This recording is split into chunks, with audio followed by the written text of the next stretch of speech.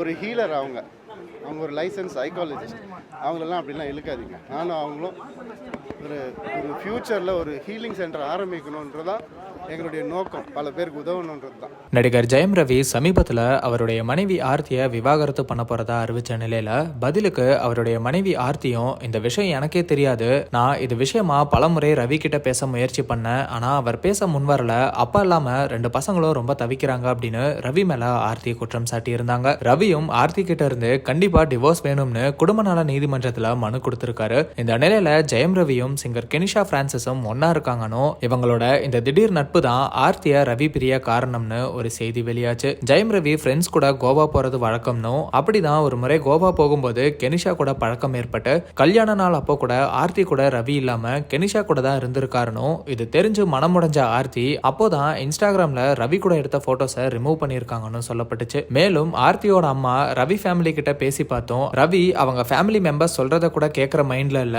கெனிஷாவோட கண்ட்ரோல்ல தான் இருக்காரு, இவ்வளவு நடந்தும் ஜெயம் ரவி கூட தான் சேர்ந்து வாழணும்னு ஆர்த்தி இருக்காங்க அப்படிங்கிற மாதிரி இந்த தகவல் எல்லாம் பிரபல பத்திரிகை ஒண்ணுல சொல்லப்பட்டுச்சு. ரவியோட காரை கெனிஷா கோவால ஓட்டி ஃபைன் கட்டி இருக்காங்கன்னு, அதோட ஆதாரத்தை கூட ஆர்த்தி தான் வெளியிட்டாங்கன்னு சொல்லப்படுது. இதுக்கு ரியாக்ட் பண்ற விதமா கெனிஷாவும் தனிப்பட்ட வாழ்க்கையில மோசமான காரியங்களை செய்யறவங்க எல்லாம் நம்மளை பத்தி தப்பா பேசுறாங்கன்னு சொல்லியிருந்தாங்க. இந்த நிலையில ஜெயம் ரவியும் பிரதர் படத்தோட ஆடியோ லான்ச் ஈவென்ட்ல கெனிஷாவோட தொடர்புன்னு பேசுறத பத்தி விளக்கம் கொடுத்திருக்காரு.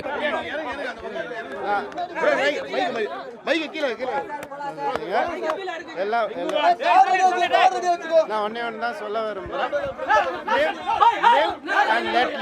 வாழ வீடு, யாரையும் இதில் இருக்காதீங்க. அது எதையோ பேர்லாம் சொல்லி எதோ பண்ணுறாங்க, அப்படி பண்ணாதீங்க. பர்சனல் லைஃபாக இருக்க விடுங்க.